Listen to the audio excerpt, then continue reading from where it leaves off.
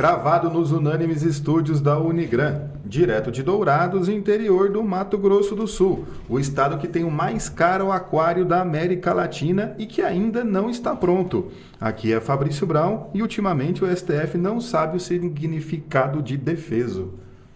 Eu sou o professor Fernando Machado e eu gosto do impossível porque lá a concorrência é menor. Aqui é o professor Vinícius de Almeida. Gostou, né? E há 3 frases que as pessoas têm dificuldade em dizer. Eu errei, eu sinto muito, casa suja, chão sujo. Casa suja, chão sujo. Viu? Bom, pessoal, mas começando aqui então mais um podcast. A gente queria começar fazendo aquele agradecimento a todos vocês que acompanham o nosso projeto, que estão aí seguindo a gente nas redes sociais e conferindo também os episódios. Muito obrigado. Agradecemos também ao esse estúdio maravilhoso aqui da Unigran e o apoio sempre único e extremamente importante do Paulo. Irmãos e irmãs, convidamos-vos para que Casa curtam. Hoje tentamos elevar o nível, mas está difícil. Para que você curta as nossas redes sociais, Instagram, Facebook, YouTube também, muito importante. Temos lá todos os cortes, todos os episódios na íntegra. E fica aí o convite para que você nos ajude nesse nosso projeto do Direito do Mato. Bom, hoje a gente vai trazer aqui uma notícia que vinculou essa semana, essa primeira semana do mês de março, que chamou a atenção de todo mundo. Você vai encontrar ela em alguns sites jurídicos aí e também alguns sites de notícia geral.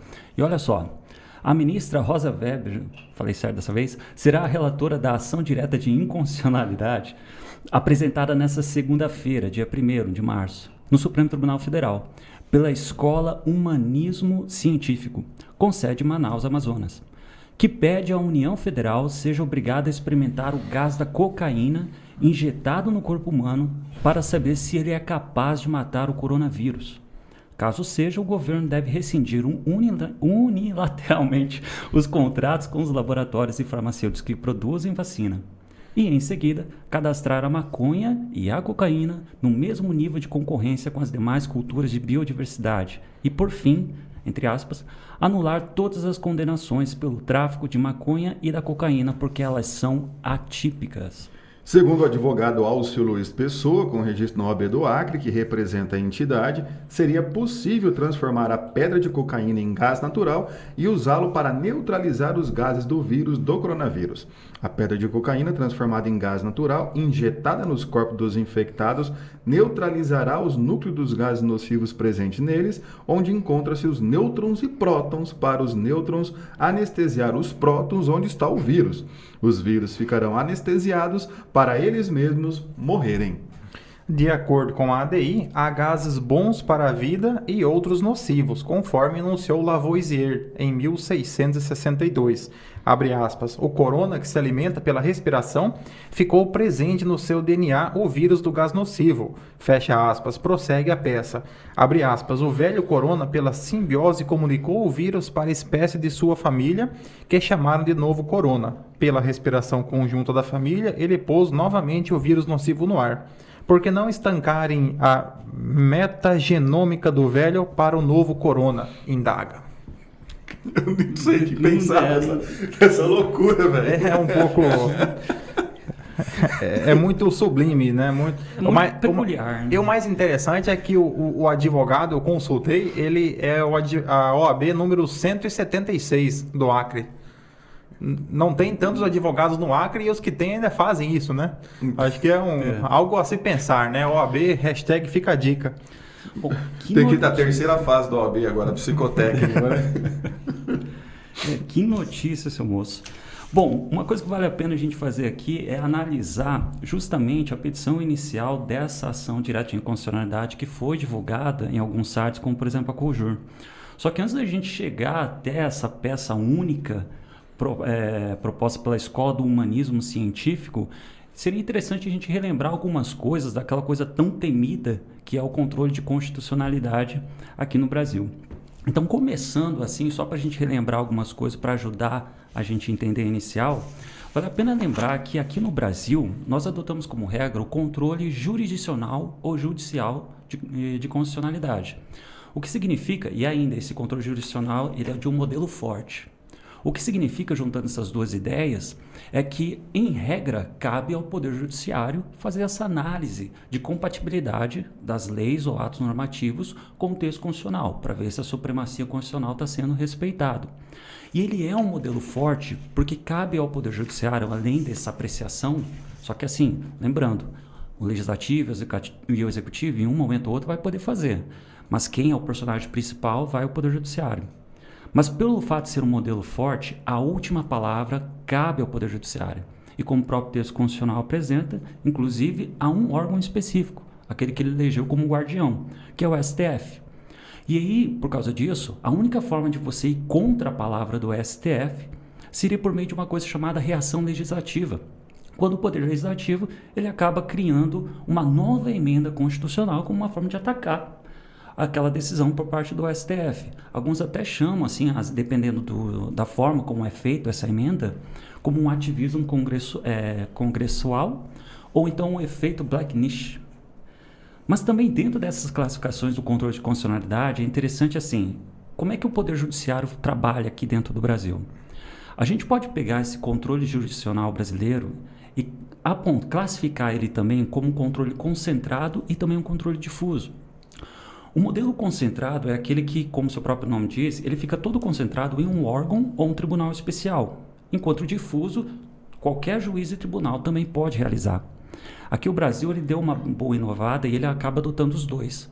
Há momentos onde todos os juízes poderão apreciar a constitucionalidade ou inconstitucionalidade, mas há momentos onde você tem tribunais específicos para apreciar essa questão, como, por exemplo, a cláusula de reserva de plenário e também a própria atuação originária por parte do STF.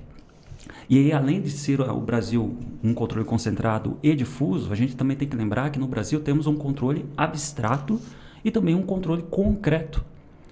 A ideia desse controle abstrato e controle concreto é justamente como que está sendo feita essa fiscalização, como que está sendo feita essa análise. No controle abstrato, a ideia geral é você proteger a Constituição e o ordenamento jurídico brasileiro. Então, é justamente a análise daquela lei como um todo, aquela lei onde ela se encaixa dentro do ordenamento jurídico brasileiro. E aí você vai verificar se ela está obedecendo ou não à Constituição. Agora, já o controle concentrado, ele segue uma linha diferente. Ele é uma análise no caso concreto. É a análise se aquela lei ou ato normativo, ela tem esse respeito à supremacia constitucional aplicado na situação isolada. E ainda assim, olha só como é extenso isso. A gente também não pode esquecer que esse controle jurisdicional aqui no Brasil, ele também pode se dar por via principal ou então via incidental. A via principal é quando o foco da questão, o objeto da ação, o motivo do processo é a análise da inconstitucionalidade. Você propõe uma ação e você quer o desenvolvimento processual só para discutir isso, se está ou não está de acordo com a Constituição. Que é, por exemplo, as ações de controle de constitucionalidade que o STF julga. E já o controle por via incidental é quando a questão da inconstitucionalidade é apenas como o próprio nome diz, uma questão incidental no processo. É tipo assim, é um meio necessário para se chegar até o fim da resolução do caso concreto. Só que ainda assim tem mais coisas dentro do controle de constitucionalidade que vale a pena a gente conhecer. Como, por exemplo, quem que pode fazer isso? Quem que tem legitimidade para propor uma ação de controle de constitucionalidade?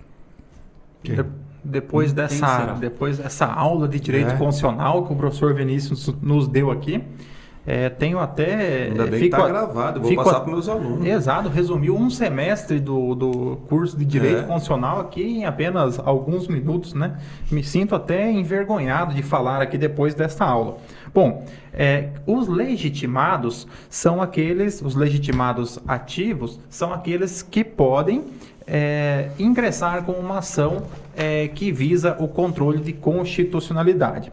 No caso do controle concentrado de constitucionalidade, que o professor Vinícius aqui colocou que no Brasil ele é realizado pelo Supremo Tribunal Federal, nós temos um rol taxativo de legitimados, ou seja, não é qualquer pessoa que pode bater as portas do STF dizendo eu trouxe aqui uma ação para um controle concentrado de constitucionalidade. Desse modo, a Constituição definiu ali no artigo 103 quem são essas pessoas legitimadas para propor a ação de controle concentrado de constitucionalidade, que são o Presidente da República, mesa do Senado Federal, mesa da Câmara dos Deputados, mesa de Assembleia Legislativa ou da Câmara Legislativa do Distrito Federal, governador de Estado ou do Distrito Federal, Procurador-Geral da República, Conselho Federal da Ordem dos Advogados do Brasil, partido político com representação no Congresso Nacional e, por fim, confederação sindical ou entidade de classe de âmbito nacional. Então, de acordo com a Constituição, são esses os legitimados para intentar uma ação que visa o controle concentrado de constitucionalidade. E a finalidade justamente de restringir as pessoas que têm legitimidade para propor a ação é para evitar que qualquer um proponha uma ação direta de constitucionalidade e chegue até a STF determinados assuntos meio esdrúxulos, quem sabe como gás de cocaína injetado nas pessoas para matar os prótons do corona junto com os nêutrons. Matar o coronavírus e descriminalizar ao mesmo tempo, aproveitar.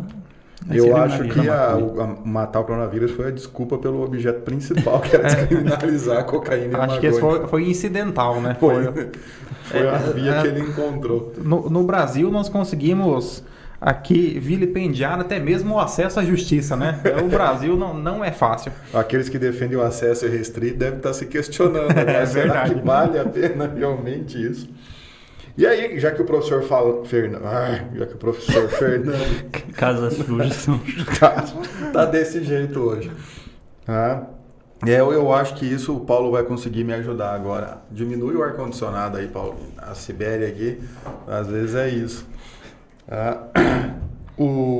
Para propor essa DIN, essa ação direta de inconstitucionalidade, não só a DIN, como a ação direta de constitucionalidade, ou ação direta de constitucionalidade por omissão, ou ação direta de descumprimento de preceito fundamental, né, todas essas formas de controle concentrado, a lei traz alguns requisitos que o autor da ação deve preencher no seu pedido inicial, aquilo que nós chamamos de petição inicial, ou a peça vestibular, não é? A exordial, não? O pedido inaugural da ação. Os advogados gostam de usar termos diferentes para não usar sinônimo na mesma folha, não é? Então vai mudando ali. Mas há uma lei específica que regula isso, usando de forma suplementar o CPC, a Lei 9.868 do ano de 99, que trata da DIN, da ação direta de inconstitucionalidade por omissão e da ação de constitucionalidade especificamente. E traz ali os requisitos a serem tratados. Além necessariamente de indicar as partes, a legitimidade ativa, o autor da ação ser um dos legitimados, o legitimado passivo, o autor, né, do texto impugnado, da lei impugnada aí no caso, que eu não sei bem identificar, no caso da nossa ação ali, o que ele queria, né? Eu entendi que seria a Lei 11.343, que é a Lei de Drogas, né? Entendi que a peça também não ficou muito claro na inicial qual era a lei que era o ato impugnado, né? Não acessei o processo na íntegra, acessei apenas a petição inicial. Mas já me pareceu ali que seria a Lei de Drogas, né? 11.343. Então, a primeira coisa que deve demonstrar é o dispositivo da lei, ou o ato normativo impugnado e os fundamentos que levam a essas impugnações. Ou seja, qual é a lei ou o artigo da lei. Não precisa ser a lei inteira, pode ser uma parte da lei que é incondicional, você pode aproveitar. Então, às vezes,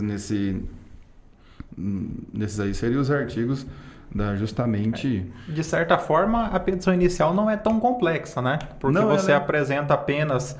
você apresenta ali o texto normativo, um breve contexto, o texto normativo e a cópia do ato impugnado, né? E a questão da fundamentação de demonstrar para o STF aonde está a incondicionalidade, qual que é a incompatibilidade desse texto, né, com a Constituição e por que ele é incondicional. Essa é a questão em si. Então não é geralmente as ADINs não tendem a ser peças extremamente complexas, longas e tudo mais, porque a incondicionalidade ela tem que estar flagrante ali, perceptível. Se você tem que gastar muito latim para chegar nesse ponto, então é porque não era tão incondicional assim nesse sentido. Se você tem que colocar ali ad argumentando, né? Ou por amor ao debate, ad né? argumentando tanto e só por amor ao debate, passamos a enfrentar essa questão, né? E assim, também o interessante é que por que sempre se foca na ação direta de inconstitucionalidade? É que como se existe uma presunção da constitucionalidade dos atos e leis elaboradas pelo Estado, sempre se tem, em regra, uma ideia de que se acontecer algo contrário à Constituição, na verdade é uma coisa comissiva, seria a elaboração de um ato e a elaboração de uma lei. Então, por isso que o estudo da ADIM, ele vira um estudo geral. E é interessante que o professor Fabrício estava comentando, olha, tem que apresentar o dispositivo que você está denunciando, que é inconstitucional, você tem que apresentar seus argumentos. Só que o STF ele não fica preso aos argumentos, até porque as ações de controle de constitucionalidade, elas são integradas numa ideia de processo objetivo. Porque aqui a gente não está debatendo se eu tenho o direito e você tem a obrigação, mas que queremos proteger uma mesma coisa, que a gente quer proteger a supremacia constitucional e a rigidez constitucional. Então, por causa disso, nas petições iniciais das ações de controle de constitucionalidade, vigora o princípio da causa de pedir aberta. Que assim, o STF, tudo bem, conhece teu argumento, mas na hora de decidir, ele não fica restrito ao seu argumento, porque é algo maior. E os 11 Supremos ficariam extremamente chateados de ficar restrito aos argumentos dos peticionantes, né? Eles gostam de, enquanto a petição inicial tem 13 páginas, 15 páginas, os votos têm 200. Então, eles têm essa necessidade. Mas é justamente porque nessa petição não vai ter igual num pedido para o juiz monocrático, afinal, condene o réu a fazer isso ou a pagar a quantia que ele me deve. Né? Justamente a lei é inconstitucional. E o interessante também é que nós temos a figura da ação direta de constitucionalidade, que seria meio estranho, já que há a presunção toda da constitucionalidade. Ela se justifica justamente em momentos em que surgem essas discussões se ela é inconstitucional ou não, e algum grupo quer referendar a constitucionalidade dela perante o STF, para acabar com discussões perante outros órgãos e esferas do Poder Judiciário. Daí essa justificativa. Exemplo dessa declaração de constitucionalidade, que seria uma confirmação da norma, né? Se refere à lei de cotas de acesso às universidades públicas, né?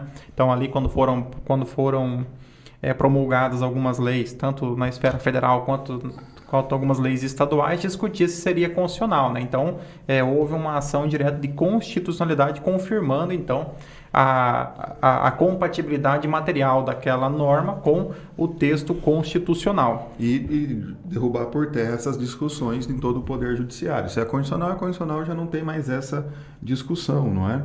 Tanto é que fala assim, a gente sai de uma presunção relativa para vigorar uma presunção absoluta. E no nosso caso aqui, se fosse, por exemplo, uma ação declaratória de constitucionalidade, seria para declarar constitucional a maconha e a cocaína. E ser injetado com gás de cocaína. O que eu me questiono é, essa injeção do gás da cocaína seria igual a injetar do gás de ozônio? Cara, não sei de onde ele tirou esse negócio. Tende a ter uma absorção mais rápida, né? Eu não sei, porque o gás de ozônio é injetado via retal, agora eu me questiono. Aqui o primeiro ponto, se nós fôssemos analisar aqui do ponto de vista formal, essa ADIM, né? Que foi proposta pelo advogado do Estado do Acre. O primeiro ponto é que ele não tem legitimidade ativa, né? Então, é o primeiro ponto aqui, ele não teria legitimidade ativa. Essa entidade aqui, como é que é o nome dela? Escola de Humanismo Científico. Porque nós temos... enquadraria-se ali no artigo 103, inciso 9, confederação sindical ou entidade de classe de âmbito nacional. Né? Então, essa escola, que acredito que seja constituída sob a forma de uma associação, né? Então, o primeiro defeito, né? O primeiro de tantos, seria a questão formal, né? A ausência de legitimidade ativa. Do âmbito nacional, porque o que o STF admite como legitimado são as associações de associações. Então, quando você tem várias associações no Brasil, de âmbitos estaduais, por exemplo, e tem uma associação que é formada por essas, aí o STF já admitiu a legitimidade, a associação de associações.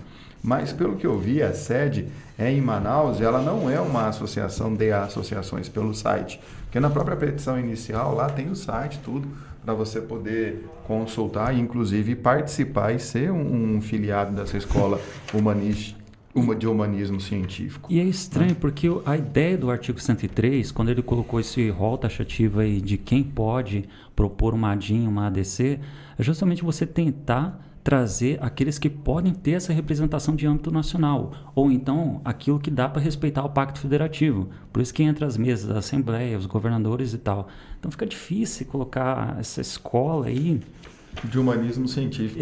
E o que seria esse humanismo científico? Daí tem que fazer o uso dessas substâncias que ele está falando aqui para a gente poder descobrir melhor o que seria esse humanismo científico, eu acho. Senão, ele não vai descobrir, não. Bom, mas continuando assim... Aqui você precisa fazer um exame toxicológico e ser aprovado no exame, né? Para ser admitido. Tem que ser aprovado nesse exame. Tem que dar positivo. Testar positivo. Bom, continuando aqui no procedimento da ADIM, sem falar de todas aquelas fases, com a participação da AGU, do PGR, etc. e tal, vamos já para a parte que interessa, que é a decisão final, o acórdão que é proferido numa ação direta de inconstitucionalidade. E assim, o artigo 22 e 23 da Lei 9868, ele vai dizer que para começar a sessão de julgamento de uma ação direta de constitucionalidade, precisa da presença de no mínimo 8 ministros, 2/3 dos ministros. E para ter uma decisão para encerrar aquela ADIM, você tem que ter 6 votos no mesmo sentido. Só que a gente também não pode esquecer que a decisão da ADIM não é simplesmente apenas dizer, declaro inconstitucional. Pode ser que ocorra uma coisa chamada efeito ambivalente, que é quando a ADIM, analisando o mérito, analisando realmente, vamos ver se os argumentos fazem sentido ou não, vamos ver se realmente é ou não inconstitucional, o STF julga improcedente. E aí, nesse caso, quando o STF, analisando o mérito, julga improcedente uma ADIM, automaticamente a lei ela é declarada constitucional. E esse mesmo efeito reverso você também encontra na ADC, Ação Declaratória de Constitucionalidade. Se eu proponho querendo que seja conhecida a constitucionalidade, se eu perder no mérito, quer dizer então que a lei é inconstitucional. E aí quando o STF ele fala, não tem jeito, essa lei de fato é inconstitucional, declaramos a inconstitucionalidade, ele faz uma decisão desconstitutiva. Porque aqui o controle de constitucionalidade no Brasil, ele funciona na base da teoria da nulidade. Quer dizer o seguinte, se é inconstitucional, meu amigo, é inconstitucional desde o seu início. Então ele tem efeitos ex tunc, desde a origem daquela lei. Ou seja, retroagem. Retroagem, até de onde surgiu esse negócio, o contrário. Porque já nasceu errado, a ideia é essa. Mas nós temos a possibilidade da modulação dos efeitos, né? É para evitar um prejuízo maior com a inconstitucionalidade do que eu já tinha até agora, não é? Que seria aquele caso, o caso lá do município de Mira Estrela, salvo engano, né?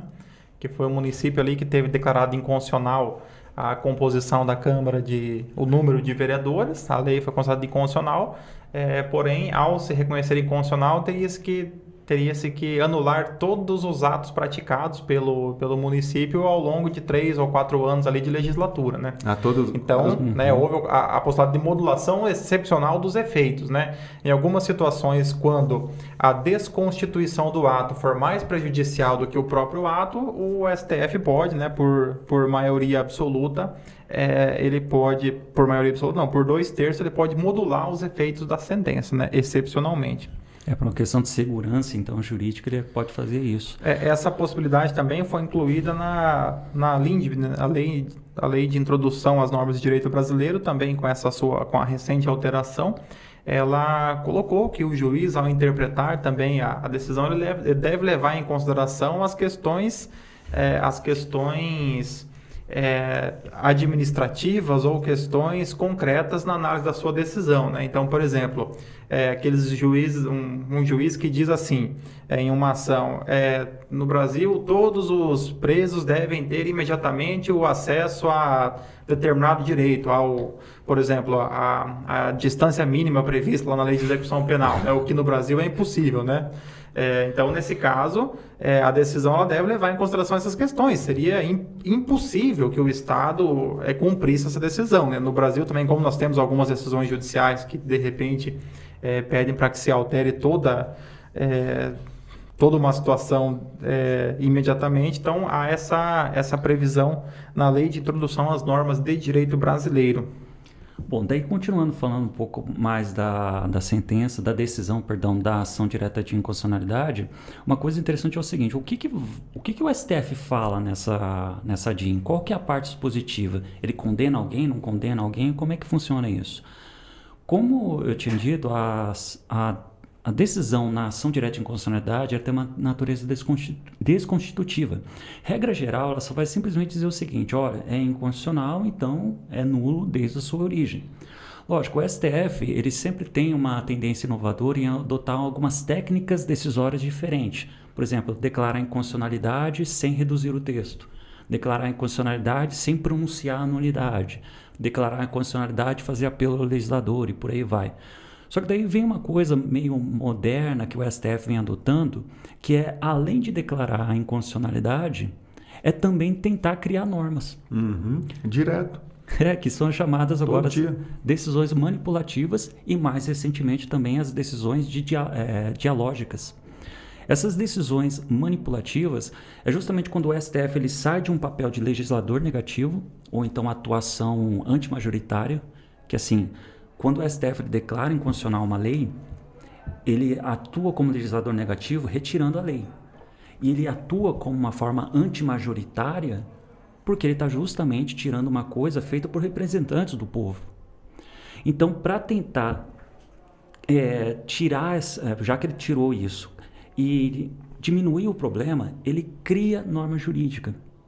E aí ele assume o papel de legislador negativo em um primeiro momento e depois vira um legislador positivo. E a gente tem visto isso em algumas decisões recentes por parte do STF. Como, por exemplo, na DIN 4277, que reconheceu a união entre pessoas do mesmo sexo, a regulamentação por meio da união estável. E você tem outras decisões por parte do STF querendo dar uma inovada a mais, onde, além de estipular normas, ele já define outras coisas, como, por exemplo, políticas públicas e até dotações orçamentárias. Fala assim, ó, é aqui que tem que gastar, aqui que tem que gastar, etc. e tal. Como é na conhecida ADPF 347, do Estado das Coisas Inconstitucional. Então, assim, o STF pode chegar ao ponto de condenar. O que a gente está observando é que, recentemente, ele tem começado a dar essa mudada, dar essa diferenciada. Eu vejo um ponto negativo aí, porque como legislador negativo e contra-majoritário, ele tem um papel extremamente importante. Mas como ele começa a agir especificamente em política pública, ele começa a agir no cofre, quem gere, ou na hora de regulamentar, que é do poder legislativo.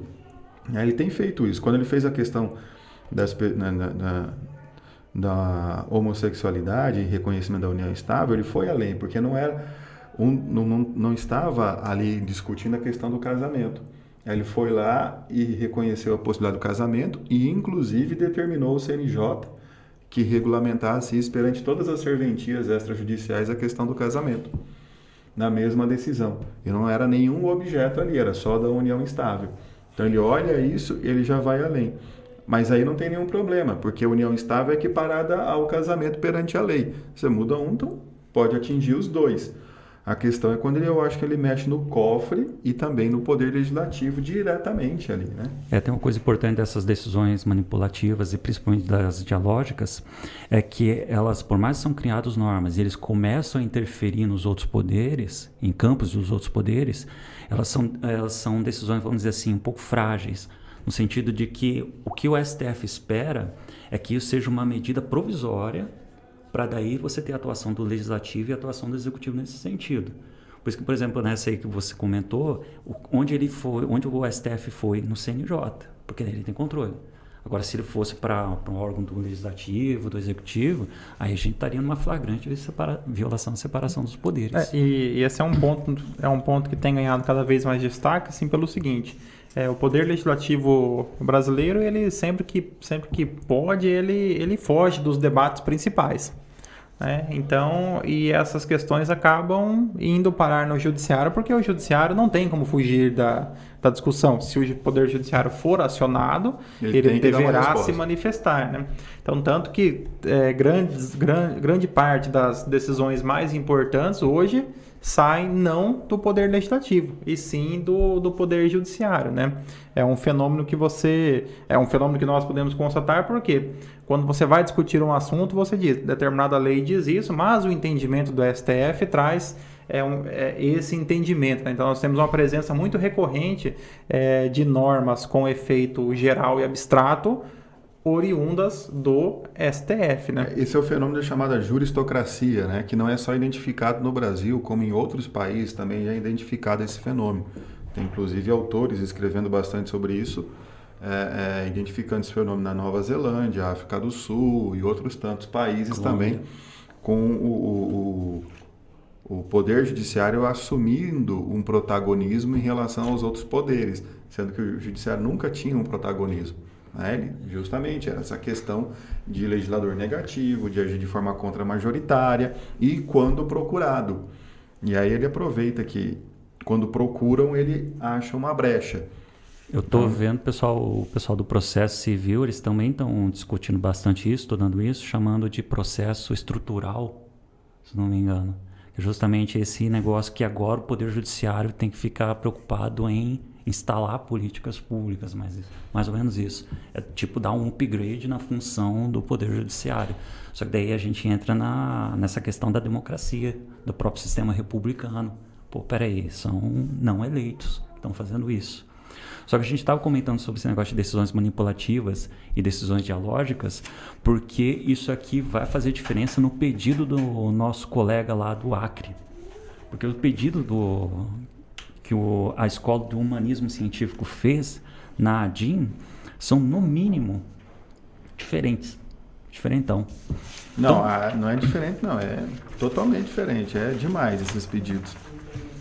Primeiro que ele pede uma ação com repercussão geral, né? Já começou bem. É como se pudesse ser uma ADIM interpartes, né? Como se fosse um recurso extraordinário, né? Como requisito do recurso extraordinário, reconhecimento da repercussão geral. Se vocês quiserem acompanhar o julgamento dessa ADIM, é a ADIM 6726. Mas vamos lá, tem alguns trechos dos argumentos dele, além desses que a gente comentou no começo, que é interessante. Por exemplo, ele fala assim: a maconha e a cocaína estão protegidas pela Convenção de Biodiversidade, de cujo tratado o Brasil faz parte no âmbito da Organização Mundial do Comércio, a OMC, conforme o decreto legislativo 2, tal. Por isso, a proibição da cultura da maconha e da cocaína e seus consumos não podem continuar, sob pena do Brasil estar boicotando aquele tratado. E a petição inicial, inclusive, ela nos ensina a como preparar, né, a cocaína, né? Porque você deixa a folha da coca em um recipiente com água no sereno. No outro dia, você terá a formação de uma espuma ou de um líquido mais denso, né? E aí depois você vai ferver, então, esse líquido, formando uma base que deverá ser secada ao sol. Né? Então nós temos aí um tutorial, né, de como você produzir a sua própria cocaína, né? Tem que fazer à noite, né? Tem que preparar à noite para deixar secando no sol. Então seria aí o sereno, né, que seria o ingrediente especial, né? Então ele defende esse uso. Ele tem ali o tutorial na inicial de como você curtir, e aí ele ainda critica aqueles que misturam outras substâncias, como por exemplo o pó de giz, né, que aí sim você tem efeitos nocivos à saúde, porque daí deixa de ser uma substância pura e, atendendo a conglomerados aí que visam apenas o lucro, acabam misturando a substância pura com outras substâncias que fazem mal à saúde. Eu não vou criticar esses conglomerados, porque eu acho que não vou criticar. Capitalismo não deixa os conglomerados que fazem o comércio internacional dessas substâncias devidamente trabalhar. Bom, ainda dentro da argumentação da Escola Humanismo Científica, é interessante também notar Você falou com uma seriedade dessa escola agora, louco, sobre a argumentação da escola de humanismo científico. Não, tem que ver aqui, né? É interessante essa multidisciplinariedade que ele traz na sua petição, quando ele diz, por exemplo, que o velho corona, pela simbiose, conseguiu comunicar o corona novo. Aí a respiração conjunta da família fez ele pôs novamente o vírus nocivo no ar. Então é um negócio em família. Outro ponto interessante também é que um dos pedidos aí incidentais é a rescisão unilateral dos contratos de vacinas. Né? Esse é um dos pedidos que ele faz na inicial. Né? Vamos falar dos pedidos, então. Liminarmente, ou seja, de plano pela relatora do caso, ministra Rosa Weber, ela teria aqui, né, obrigação de fazer do Estado experimentar o gás da cocaína injetado no corpo humano para se ver o vírus nocivo morrer. Está escrito desse jeito, para se ver o vírus nocivo morrer. Então tem que achar cobaia no Brasil para o Estado injetar o gás da cocaína. E diante do resultado, eu também acho que não. Diante do resultado, deverá o Estado denunciar à Organização Mundial de Saúde a rescisão unilateral de contrato de vacina dos insumos inorgânicos dos laboratórios. E daí, no caso, citar a União Federal, para contestar a ação e se ver condenada a retirar da Lei 11.343 a proibição das culturas vegetais da maconha e da cocaína. Eu gostei dessa parte, a audácia do cara. E se vê condenada, né? A gente tem que contestar. Ele usa esse se vê várias vezes na petição dele. E aí também nos pedidos principais, a expedição de uma carta rogatória ao Tribunal Internacional de Haia na Holanda, né?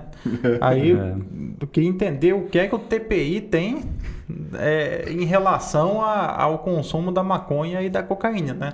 Não, mas aí justamente aqui, homologar a decisão do STF e daí intimar a Organização Mundial do Comércio para cadastrar a maconha e a cocaína no mesmo nível de concorrência das demais culturas de biodiversidade. Aí não seria nem a da saúde, seria do comércio, do comércio, para poder comercializar tranquilamente. Né? Aí a gente entende a finalidade dele, da escola humanística científica. Gerar empregos. Né? Gerar empregos regulamentares agora com o comércio internacional das duas substâncias aqui. E aí talvez um pedido que possa ser um pedido em proveito próprio, né? Advogando em causa própria, né? Anular todas as condenações por tráfico de maconha e de cocaína porque elas são atípicas. Isso seria automático pela regra do direito penal, né? A partir do momento que um fato não é mais considerado crime, então o crime deixou de existir, né? E aí não precisa anular, ele deixou de existir o crime automaticamente. Esse é um pedido bastante interessante. Só que ele não pede em nenhum momento aqui a incondicionalidade de nada. Não tem nenhum pedido. Declarar a incondicionalidade do artigo tal, da lei tal. Não tem. Ele quer dar uma inovada nas decisões. A inépcia da petição inicial por ausência de pedido. Eu acho que a inicial é inépta. Eu também eu tenho essa leve impressão. Eu voto pela... Se fosse eu, votaria pela inépcia, né? Justamente. Eu acho que vai ser a saída da ministra. Para não entrar no mérito, não discutir essa questão, né, para não tornar uma coisa mais, diria... risível, mais né? pessoal, né? Mais pessoal. Ausente, mas ela teria que dar o prazo, né, de 15 dias para ele emendar. Ele poderia emendar a petição inicial, aplicando aí subsidiariamente o Código de Processo Civil. O CPC, ele teria um prazo para emendar a petição inicial, corrigindo, né? Corrigindo o defeito e colocando um pedido que seja adequado à ADIM. Afinal, não dá para esquecer, isso aqui é para proteger a Constituição, né? E no ponto de vista processual, o princípio aqui da primazia do mérito, né? Buscando que a ação seja reconhecida no mérito, então teria um prazo aí para que ele pudesse emendar. Se bem que nesse caso não sei se há uma emenda possível capaz de sanar alguns vícios nesta... Mas eu gostaria muito de ver o plenário reunindo, discutindo isso. Eles discutem cada coisa, essa aqui pelo menos seria divertida. Seria uma das raras situações em que a TV Justiça seria interessante assistir. Seria interessante, né? Ver o Barroso naquela verborragia toda de sinônimos e antônimos que ele usa lá, tentando justificar, tratar tudo isso aqui, tudo mais. O Marco Aurélio. Mas o risco é o ministro Fachin votar favorável, né? O Barroso também, cara. Os carioca ali, o Fux, o Barroso, todos votaram favorável. Acabei com os carioca agora. Paulo, corta essa parte que a gente falou do STF, porque temos aí o precedente Daniel Silveira aí que não, tem a câmera pedindo a prisão do Danilo Gentili. Que não nos é muito favorável. Não pode, não. Nós gostamos do STF, inclusive da eloquência dos votos dele, né? E da enfadonha a verborragia de todos eles. Adoramos o STF. Hashtag nunca critiquei, né? Nunca falei mal. Irmãos e irmãs, chegamos ao fim de mais um episódio do Direito do Mato. Antes que você termine, Fernando, gostaria de falar para todos os nossos ouvintes e as pessoas que nos assistem, se quiserem adquirir a canela. Se quiserem adquirir a caneca do Direito do Mato, ela está à venda agora pelos nossos canais. Você pode mandar um e-mail para direitodomato@gmail.com pedindo a caneca que nós entramos em contato. Ou mandar um direct no Instagram ou no Facebook, que nós também entramos em contato, como você pode adquirir, pagar e receber no aconchego do seu lar. E se você é um fonoaudiólogo e quiser nos ajudar voluntariamente, fazer uma parceria, fonoaudiólogos, estamos abertos para parcerias, né? Via direct, né? Parcerias com fonoaudiólogos. Suja, chão sujo. Exato. Controle de constitucionalidade, né? Estamos disponíveis. Lembrando que essas canecas são edições limitadas, então corre aí para garantir a sua. Valores em box. Mas, também, né? Viu? Muito bem. Bom, mas é isso aí, né? Então eu acho que era isso que a gente podia falar da Escola do Humanismo. Eu até esqueci o nome já. Só uma pergunta, Vinícius. Você já se cadastrou já como associado? Já se associou? Não, mas depois eu vou dar uma conferida lá, quais são os requisitos lá para participar dessa escola. Dependendo da mensalidade, vale a pena, só para participar de uma reunião, né? Só para ver o que eles fazem lá, né? Ayahuasca eu tenho certeza. Espero que não seja igual a maçonaria, que é segredo, né? Então, esperamos que a gente possa participar de alguma reunião.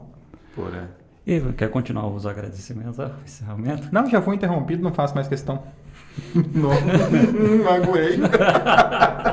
Agradecemos a todos que estão nos acompanhando, que nos curtem nas redes sociais, que nos ajudam, que nos trazem sugestões. A sua participação é muito importante para o nosso projeto. Nós fazemos isso pelo carinho que nós recebemos do nosso público. E fica aquele convite mais uma vez para você conhecer mais o nosso projeto, conheça a gente lá nas redes sociais, estamos no Instagram, no Facebook, e acompanhe os episódios anteriores e os cortes também que a gente disponibiliza lá no YouTube. E também, se você quiser só ouvir, a gente também está no Spotify. Curtam esse vídeo, se inscrevam na página, cliquem no sininho. Tenham todos uma ótima semana, um grande abraço e sejam felizes.